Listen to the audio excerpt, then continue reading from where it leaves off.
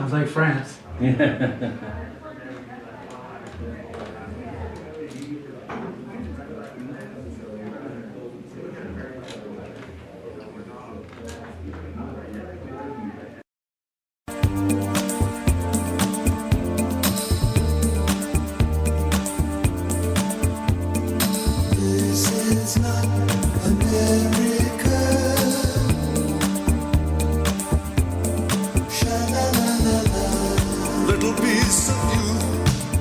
Hello and welcome back to Talking Truth to Power, Nevada's Freedom Talk Radio. I am your host, Brendan Trainor, my co-host, Leland Faegre. Good morning, Brendan. Good morning. And you know what? I'm feeling mugged by Mueller today. Are you? Yeah, I think we all are. That was quite a scene to wake up to when I woke up and see that Justice podium there and Mueller gets up and he was his usual mealy-mouthed self. Well, you got up late, huh? Yeah, I do. I work late. Because most of us heard the announcement 90 minutes before. Oh, yeah. And then they come out and give a 2-minute warning, or are we allowed replay? Effectively, yeah. I don't know who the warning was for, but I think what was interesting to me is that effectively he pitted himself against Barr for truthfulness. Yes. Mm-hmm. One of them's lying. Yes. And, you know, I kind of think that it's Mueller because, Barr was no angel, but Mueller was, he performed for the deep state in the run-up to Iraq and the passing of the Patriot Act when he was with the FBI and all kinds of other things. Louis Gorman, I think I pronounced his name right, the Republican from Texas, is often outspoken. He was up on the House floor giving us a litany of Mueller's sins, including, keeping those people in prison for 4 years that shouldn't have been in there. That was a couple of days ago. Yeah. Yeah. So. And I think it also has as much to do with the impending Inspector General report. Yes. So it is all about timing. This was his last hurrah as he went out the door. He closed his office today. And it's sink or swim. The Democrats now have his blueprint, which is basically what the Mueller report was. And it's very clear to me that this was his parting shot. This is all he could do. He had $30 million or so to put together some sort of an indictment and couldn't do it. And so now he's handing it off. Yeah, and it's not the job of a prosecutor to exonerate anybody. They either have the evidence to indict or they don't. Correct. And so anyway, it is going to add fuel to the fire. We're going to hear Kamala Harris, of course, jumped in and says she's more than open. She's always open to everything. More than open. Yeah. And I turn the sound down usually when I see her. Yeah. That's the only way I can get through it. And I saw her put her hands together. Oh. As if she were, and she had an audience. She was I think it may have been a CNN town hall, and she put her hands together, as if to say, I'm praying for your support. The visual was really kind of off-putting. Yes, I know because she's far from a practicing. Well, I don't want to say she's not a practicing Christian. She may be, but she's far from being a moral exemplar from what we've seen of her reign in California. Yeah, good description. Yes. And or lack of one. Yeah. So, so the knives are going to be out, and we're just waiting to see what the Inspector General's report is, and then after that, what Barr's report is, and I don't know if they'll be able to get impeachment now. But I think some kind of censor might be what they'll pass. The House is censoring the president. That happens sometimes. Yeah, it has happened. Maybe once or twice before. Yeah, but I mean, if that's all they got, they're embarrassing themselves once again. They just can't see the writing on the wall that there's nothing here that does them any service. Right. It doesn't do the Republic any service. No. And we are, in the Libertarian side, we had Justin Amash come out and say he was for the impeachment, which so far I believe he's the only Republican. But the other major Libertarian in the Congress, Massey, Representative Massey, he came out and said he's 180 degrees opposed to that. I mean, there's no underlying crime in the first place. No. And another thing is that he reiterated the unfounded and unprovable idea that the Russian state deliberately and systematically tried to hack our elections. Yeah. And that'll never go to trial. Nope. And it'll never be proven. And if you go online, you can find all kinds of technical refutations of what was said, including by Ray McGovern and his band of security whistleblowers, William Bainey, the former technical head of the NSA. And they all dispute that, but that'll never be brought up, and everybody will go along assuming that Russia is, interfering in everybody's elections, even though even in Europe they've been accused at various times, and then after investigations, at least the European countries had the sense to exonerate them and said we can't find any evidence of, and this was in Germany, Montenegro, and other countries that they've been accused of. So it's... Well, I noticed that Mueller emphasized that point this morning in his remarks. Yes. And because they have to have that premise to legitimize the spying. Without that, they're really up a tree. Yeah, they don't have anything. And so it could very well be that Trump knows fully well there was no interference, no Russian interference, at least not with the DNC. And he invoked WikiLeaks this morning in his remarks as well. Yeah. So see, they're setting up. The deep state is setting up their response to the Inspector General report and anything that follows, because this is going to be pretty damning. I understand that they can't go back. The IG can't go after those that are no longer at the department. Right. But they can very clearly expose the wrongdoing, the effective coup d'etat that was underway, and that's going to happen. We're going to see that, and everybody's going to see that. Well, let's hope so. And, speaking of WikiLeaks and Julian Assange, there was another report today that Assange is in bad health. So, unfortunately, after years of lack of vitamin D and exercise in the outdoors and so on, it may be that he will never even get a chance to be extradited if his health continues to fail, if that report is true. So... that would be a shame. I mean, that would be a slow... You talk about a slow-motion coup, that would be a slow-motion assassination of the man. Which would serve everyone's interest. Yeah. Because he went after everybody. And they deserved it, by the way. Yeah.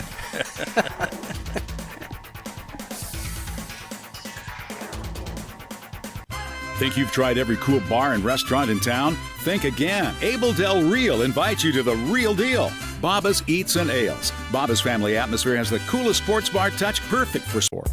This is America Matters Media on AM 1180 KCKQ, a Lotus broadcast station. The power of radio since 1967. Are you shy and don't want to talk on the air? Text us your questions or comments to 775-237-2266. Now back to the show.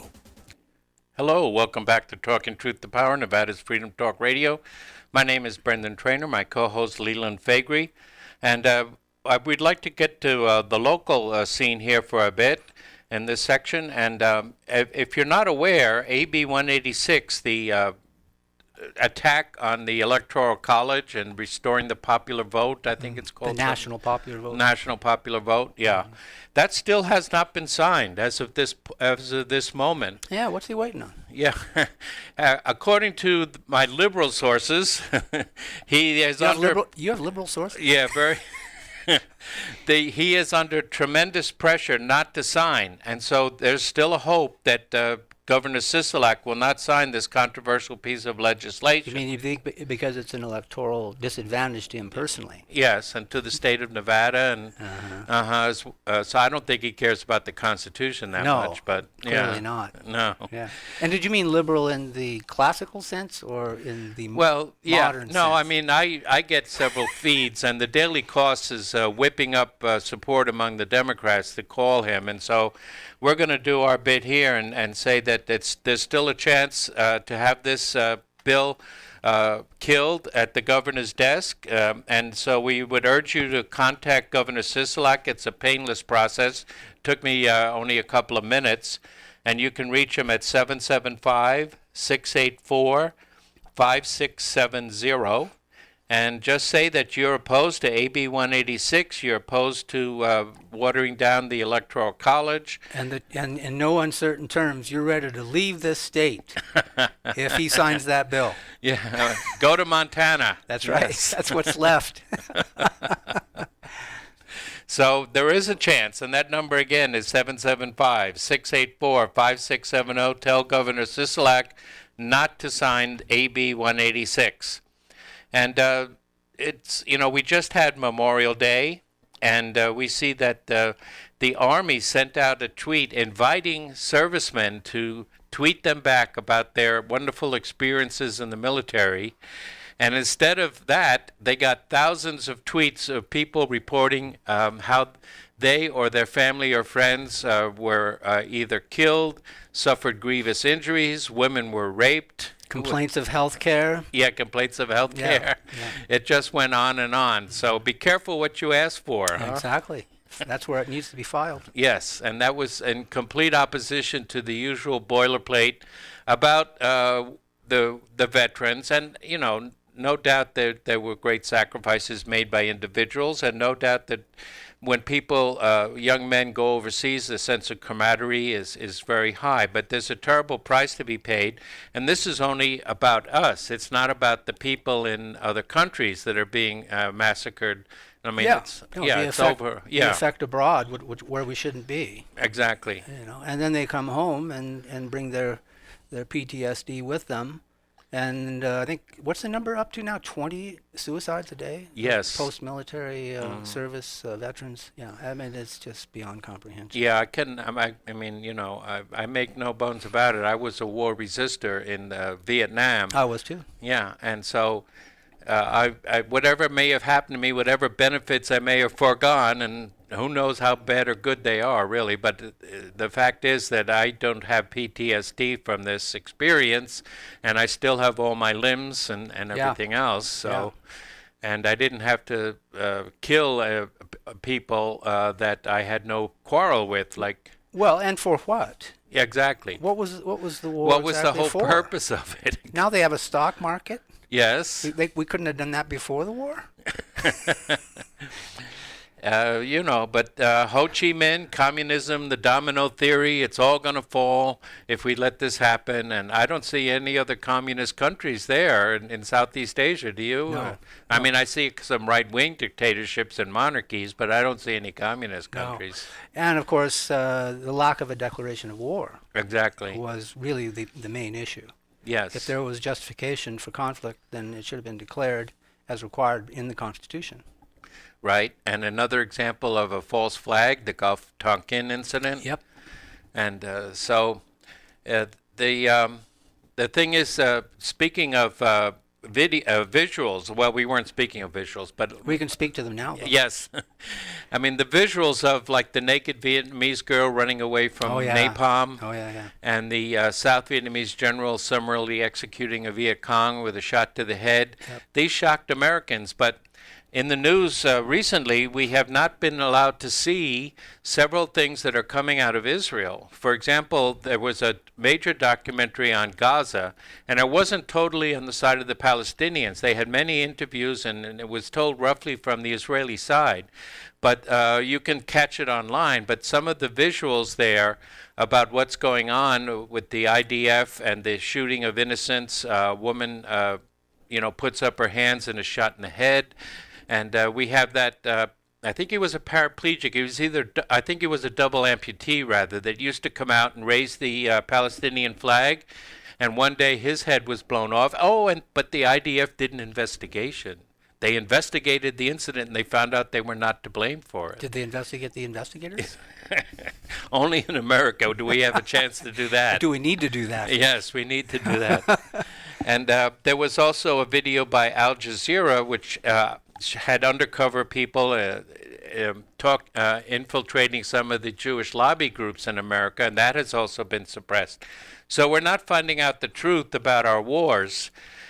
Chelsea Manning, of course, is back in prison because of largely his... You know why we don't get the truth about wars, don't you?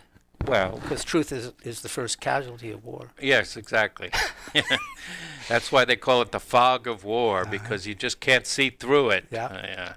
But anyway, Chelsea Manning is back in prison because of her release of that controversial video which showed Americans committing war crimes. In other words, gleefully shooting down unarmed civilians, including first responders and journalists.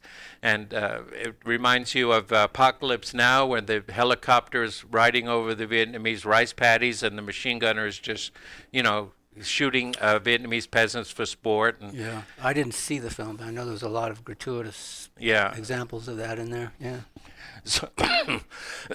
So last week on the show, we talked about how the Office of Prevention of Chemical Warfare, which report, which was wishy-washy, to say the least, about the so-called chemical attack by Assad in Syria, was actually debunked by someone inside, leaked the technical analysis of the report, and they discovered that the bombs were not dropped, the gas bombs were not dropped from a helicopter, but instead were manually placed in the buildings. We talked about this last week. Yes. Yeah.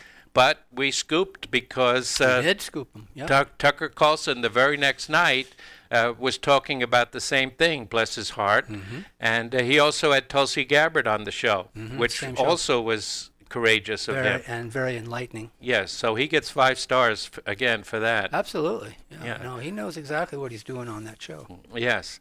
And, I hope his sponsorship is continuing. We know the MyPillow guy keeps sponsoring him. He's a loyal He's very sponsor. important to the network, and if some of these advertisers pull out, he's going to be even more important. So, yes. Yeah. So. And that's always the risk. And some of the polls I've seen show that Tulsi is now at 2%, which means she's ahead of Cory Booker. Yay! Well, that's actually a great story. Yeah. Yes. That guy could go away not soon enough, for my taste. Exactly. He was when he was mayor of Newark for charter schools. Now the Democrats are attacking charter schools again here in Nevada. And so did Bernie. Oh yeah, Bernie did. Bernie got up and attacked Wants him to go away. Yes, he does. He doesn't like competition. No. He speaks like the monopolist that he is. Yeah, he is. Like all socialists, he's a monopolist. Yep. But here in Nevada, we're going to spend marijuana tax dollars on teacher salaries. We're also going to raise the minimum wage. These bills have been signed. Yep. We're going to raise the minimum wage to $12 an hour, which is, meaning there'll be some people at the margins will not have a job, and then. We're also going to spend more money, even more money from the general fund, the rainy day fund, on education, which is a failing project. We've been spending money on education for decades, and we've been getting bad results. And you're not going to say what you sponsor, you get more of, are you? Yes. You're not going to say that, are you? No. And education is one of the best examples, because less than 50% of every tax dollar actually gets into the classroom. So where's that, other half going? Well, when you have a monopoly like the public education system, it's going to be overloaded by bureaucrats and administrators, and there's always going to be needs to be filled by counselors. We're going to have to hire a lot more counselors to help these children get through the traumas of understanding that some people are not liberals, and their teachers might be wrong about some things, and that causes a lot of these children to have traumas and PTSD in the classroom when they have to clash of ideas. But does it explain how they vote? Who, the Democrats? Is it the educated classes that come out of public education? Does it help to explain why they do what they do? Yes, it does. It does? Okay. Yes. Okay. Because, as John Stuart Mill said, when you have a government monopoly in education, the government the schools will indoctrinate according to whoever's in power. And if you have the neocons and neoliberals in power, that's the indoctrination you're going to get. And you're going to get cultural Marxism and everything else. That sounds like the 10th plank of the Communist Manifesto. Oh, gosh. somebody wrote a communist manifesto. As it turns out, they did, yeah. And what was that plank? Universal 10. public education? 10. Plank Okay. 10, yeah. Okay. Yeah, so whatever you do, don't go away, folks. We got a lot more. Wow, you look fantastic. Where did you get that perfect tan? Oh, thank you. Element Tanning Studio. To find out what's hot and happening, join Lady J for Smooth Jazz Tune-Up. Join me Saturdays, 10 to noon, here on America Matters. Want to expand your advertising dollar? Sponsor this or any America Matters program by calling 775-827-8900, extension 2. Now back to the show. Hi, welcome back to Talking Truth to Power. This is your host, Brendan Trainor, and my co-host, Leland Faegre. And we would like to give a shout-out to our sponsor, Reno Computer Services. They are Reno's premier computer repair, malware removal, and data recovery service. They offer routine maintenance and repair, and also virus and malware removal, data recovery, and a preventive approach that delivers reliable, consistent, and secure PC performance. You can reach them at 775-737-4400 or www.renocomputerservices.com. All right, so over the weekend in Europe, our country, the League of European Union, had their general election, and it was a surprise, especially to people like Macron, the president of France, and others. Well, it was a surprise to everyone. Yes. Depending on which side of the Right. turnout you were on. I mean, I think even Le Pen might have been surprised by the outcome. I don't think Farage was surprised. No, he's been polling very well, and this Nigel Farage had formed the Brexit Party just a few months before the election, and they swept to victory. 6 weeks. 6 weeks. Yeah, Wow, not yeah. even a couple of months. Extraordinary, yeah. And they swept to victory, and as a Brexit party, and they put the stamp on the rebellion against the European Union and everything that he's been saying for the last few years.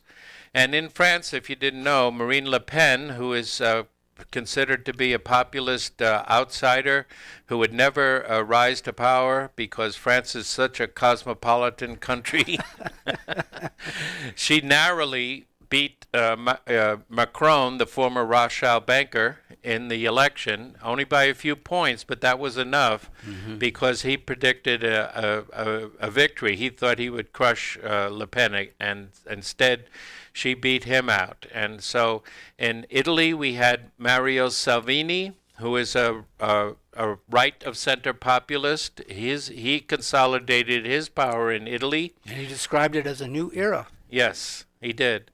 And in Hungary, Viktor Orban, who has been the cosmopolitans in the EU have tried to ostracize for his stances. His Fidesz party won, and he got up and said he's going to stop mass immigration in Europe, and he's going to restore Europe's Christian culture, and Traditional European values. Yes, exactly.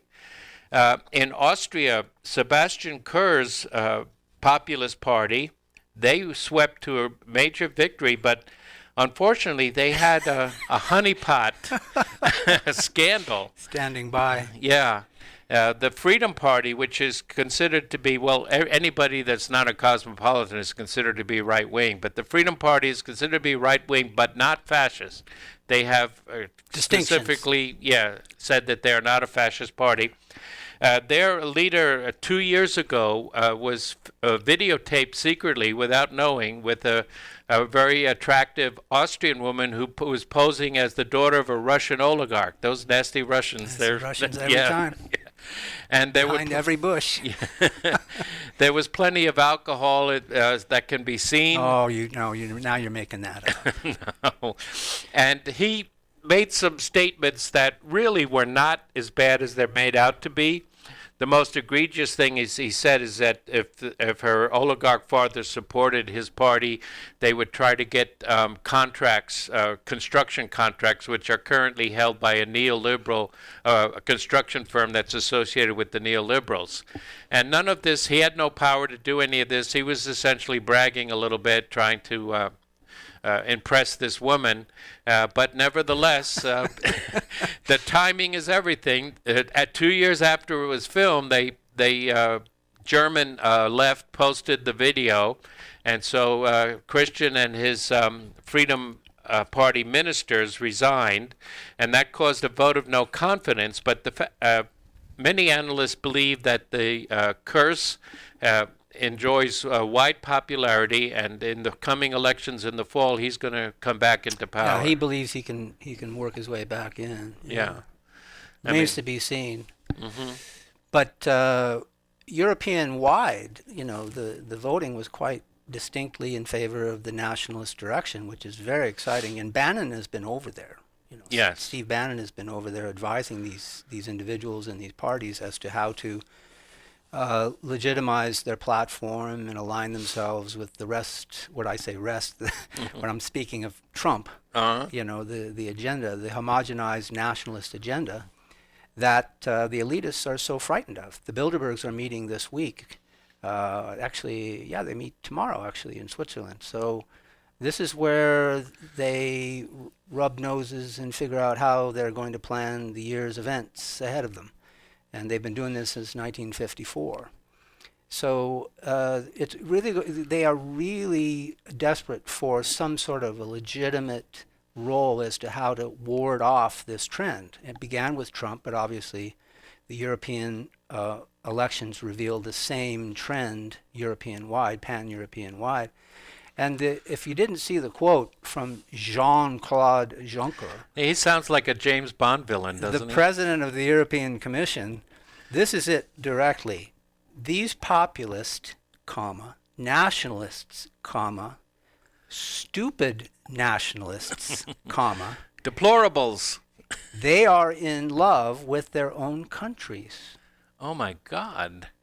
Shame on those them. people Yes. for loving their own countries. This is the mindset of the globalists. Mm-hmm. This is the mindset that will dominate the thinking at the Bilderberg conference this weekend. And it shouldn't be lost on the American people. I mean, I think they are coming around to understand it as it manifests in the deep state. They can see it there. Mueller himself is clearly a globalist. That's what he's there to do, is to run interference for those who would like to ward off this trend of anti-globalist policies that you've seen come out of the first 2 years of the Trump administration. Yes, and I agree with you, except that a lot of analysts are saying that what it did was it took away the power from the centrist parties, but in some sense it also reinforced the opposition to the populists. In other words, the Greens gained power, especially in Germany, where they've always been strong. Mm-hmm. But even in France and England, they picked up some seats. Well, I think, though, that it's a flight out of desperation to the Greens. It's not so much as, if they were really close and cozy with the platform of the party, they would have been there before. So what this is just a reactionary development from the trends that are going on with nationalism within the pan-European lifestyle. And the Lib Dems in England, they also gained power, and they're associated with the Lib Dems were kind of like the Libertarians in that they were disaffected Tories and Labour people that formed a party, and they have generally been called a classical liberal party, but they are Remainers. They do believe in free trade and so on. Mm-hmm. And their base has been moving more and more into Scotland, and Scotland is also a Remainer segment of the population there. The Scottish Independence Party, they are virulently against the Labour Party, which lost badly, and the Tories Party lost very badly. But love the idea of being in the Union. Yes, they do. So let them. See how that helps. Yes, the let European Scotland community. break away and remain in the Union if that's what they want. Yeah. Yes, exactly. Why couldn't somebody think of that instead of imposing everything on everybody? Why can't we have some kind of federalism and let people go their own ways if that's what they want to do? Yeah, well said. Yeah, and also of interest is that the Socialist Party won again in Spain, but the Catalonians have been winning their election, the separatists in Catalonia who want to go their own way. And their leader, Puigdemont, is in exile in Brussels, I believe. And he is... he's been in exile for a while. Yes, right. So he won his election. But if he comes into Madrid to take the oath of office, the speculation he could be arrested while he's trying to take the oath of office. Yeah, exactly. Yeah. It's a distinct possibility. Those Catalonians. Yeah, I know. Gee, ever since George Orwell, they've been messing around with people's minds, you know. Yeah, so it's interesting what's going on in Europe, and what it portends is for the wins that we've seen, and whether or not Europe will form its own independent way and move away from the globalist agenda. I don't think they have enough power just in this election, but it's definitely trending in their direction. That's it. That's the exciting part, is that it clearly indicates a trend on the continent, and they didn't see that coming, really. No. As Juncker made very clear in his his shot at the Nationalists. I see here that there's a man has set himself on fire outside the White House as we speak. So really? Coming up on Judge here. Yeah, I can see Juncker and Goldfinger said, but Mr. Bond, I expect you to die. Yeah. Yeah. It really takes on that flavor, doesn't it? Yeah. Well, when we come back, we have the president over in Japan, and we have more fallout over Iran. Did the president go to Japan? Yes, he did. He was there. He actually was the first person from the West that attended a sumo wrestling event, and he didn't have to sit on the floor. They gave him a seat. Looked like he went to a version of Benihana's there, too.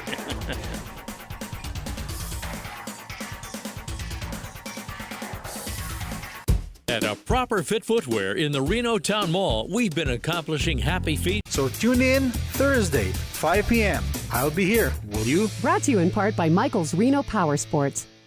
This is America Matters Media on AM 1180 KCKQ, a Lotus broadcast station. The power of radio since 1967. Unable to listen to the whole show? A recording of today's program will be available later today. Visit americamatters.us and click on the podcast link. Now back to the show. Hi, welcome back to the final segment of Talking Truth to Power, Nevada's Freedom Talk Radio. I am your host, Brendan Trainor. My co-host is Leland Faegre. You should probably let our listeners know that we have a Talking Truth to Power Facebook page. That we do. You can join and follow along with us. And yeah, we post a video of the show. We do. Uh-huh. And we also have a commentary from like-minded people all over Nevada, and you're welcome to join in and have fun over there. But I'd like to talk a little bit about Donald Trump and his visit to Japan, and also about Iran, if we can squeeze it in. Trump went to Japan? Yes, he did. He and Melania were in Japan, and of course he was the first Westerner to go to a wrestling event. What do they call it? Sumo wrestling. Sumo, yes. Mm-hmm. And he actually was allowed into the inner circle and presented a trophy. And by the way, and I made this prediction yesterday, so I wanted to go on record. I haven't seen a cartoon of Trump in a loincloth yet. But you know it's going to come up? You know it's coming. Yeah, all right. So anyway, this is a delicate balance with what our so-called pivot to Asia and what we're doing with China, and especially what we're trying to do with the Hue telecommunications network, which is very hard to get our heads around the extent of what's going on. But what caught my eye is that Huawei is going to court in America and declare that Trump's actions against them are unconstitutional. Try to get a ruling on that. One clarification, it's Huawei. Huawei, all right. Thank you, Craig. Yeah, it starts with an H, but it's pronounced Huawei. That's why he's a Hall of Fame broadcaster. Yes. Hall of Fame engineer Craig here.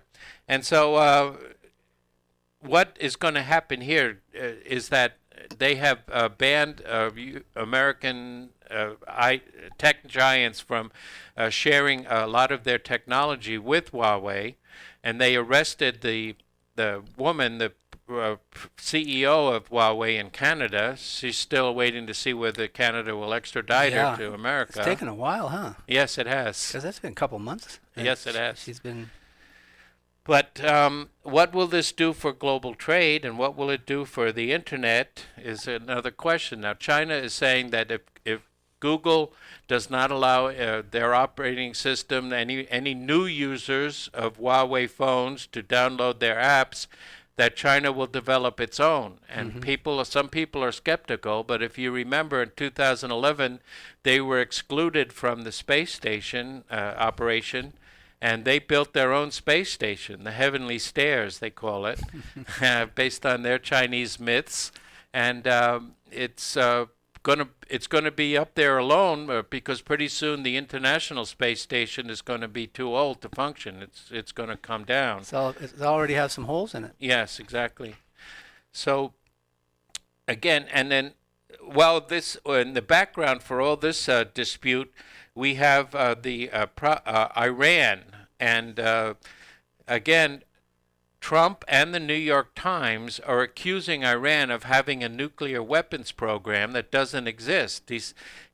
Trump is continually saying that the JCPOA, the Iran treaty, kept Iran from having a nuclear weapon. But the fact is that Iran never had a real nuclear weapons program.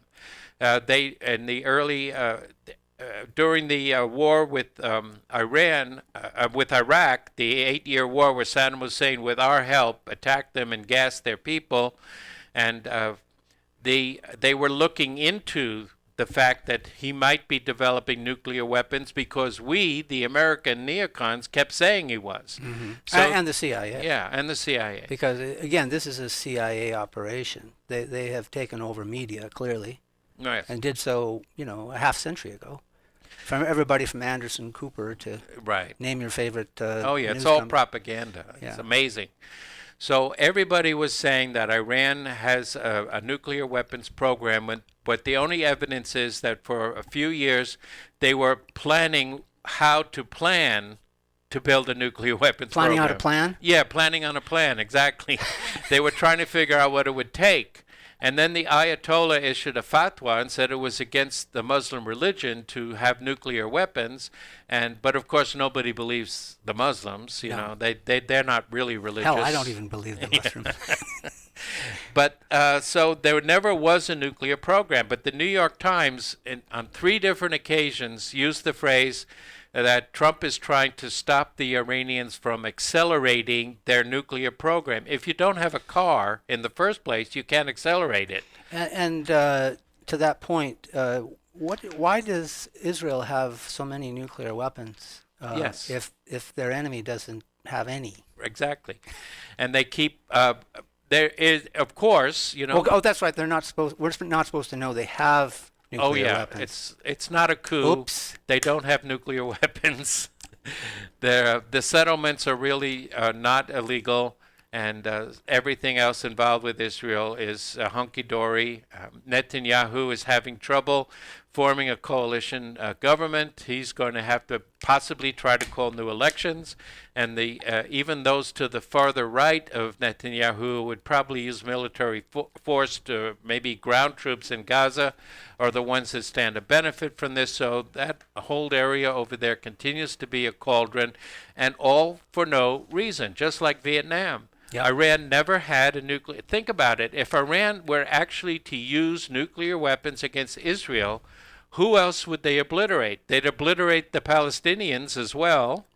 and they'd obliterate southern Lebanon, if not all of Lebanon, and they would also obliterate most of Syria. Right, but the propaganda is very effectual. Yeah. And so, I mean, with regards to Vietnam, where 55,000 lost their lives, the losses were considerably... Americans, 55,000 Americans, right. And that's what Americans care about, is their own, so... Well, because they love their country. Yeah, but they're not supposed to. No. I know that because Jean-Claude Juncker said so. So, if they don't really have a nuclear program and never did, this whole thing with Iran is a manufactured crisis, and Trump keeps saying he wants to negotiate with Iran. Another thing we don't think about is Trump loves Kim, and Kim did everything illegally. He got his nuclear weapons outside of the international controls. Yeah. While Iran has been obeying the international controls consistently. Except where it came, when it came to apparently North Korea, because didn't they get a lot of their preparation from? They may have sent them some technology. And so now Trump is also threatening Europe. Gee, who are we not threatening? Does anybody know? Well, if it were up to Bolton. He's threatening Europe that if they continue with developing this program that they have, or this instrument, that they would buy Iranian oil in euros and go around the dollar hegemony, that he will sanction Europe. So you cannot get around our sanctions, is what we're saying. We are the global hegemonists. We are the ones that say who you can trade with, when you can trade with, and who you can be friends with and who you can't be friends with. And this is not going to stand for much longer. It's we are a declining empire. Yeah, but I've been saying that for a half century. Yeah. I know, but I know I'm dating myself. I know, but it seems like we're really in that period where, we're declining and we're lashing out at those who disagree with us, and it could with a $22 trillion debt. Yes, and it could turn very ugly for the world, or it could be that the forces of the resistance will prevail. Now, we also have our esteemed congressmen with their 10% rating, if it's that high. We had the media entertaining Lindsey Graham on Sunday, who said that, Trump should invade Venezuela just like Reagan invaded Grenada. Mm-hmm. It would be, it would be so simple. This is formulaic. Yeah, I mean, Grenada has a population of 100,000 people, maybe. But say what you will about Lindsey Graham, he's come a long way since John McCain. Well, not as far as war and peace goes. No. He's still on board with that. But he's clearly. Once McCain left us, I mean, he's a different guy, and you can support him half the time. Half the time, all right. Maybe before you could support him 0 of the time. Now you can look at him half the time. In the next breath, you excoriate him. But I mean, half the time he's with us on a lot of things now. And another freak is that Tom Cotton, Arkansas. Yeah, isn't he? Yeah, he was running around saying that it would be easy to take out Iran. We could do it with maybe 2 attacks or something. Mm-hmm. We're talking about it. Well, he served, right? Yeah, I think he served, and these guys, they come up into that ranking through, I think, the Cub Scouts and the Boy Scouts and all that stuff, and so it's salute and never ask questions, and it's from that league that he comes from, I think. An Israeli general was quoted recently as saying that America could not ever conquer Iran, that it took 500,000 troops just to conquer little Kuwait in the Gulf War, and it would be impossible to conquer Iran. And they're a 4,000-year-old civilization. They've only been conquered twice, by Alexander the Great and by Genghis Khan in their entire history. I think that's an Operation Mockingbird myth that they have used so effectively over the years that logistically it would be nightmarish to defeat Iran militarily, on the ground. Mm-hmm. I mean, I've been hearing that since I can remember, and it seems like the origins would have to be with, Operation Mockingbird, the CIA dominance of the mass media. Mm-hmm. And so, whether it's a Mockingbird or not, the fact is that it's just useless chatter, and it's poisoning the public discourse. But they're busy. They're going back and forth to work, and that's just the way it goes. These people have to get on with their lives, and they expect more than they get from their leadership, and That's why we're here, talking truth to power. Exactly. And we'll be here again next Wednesday at 11 a.m. Tune in. Please join us.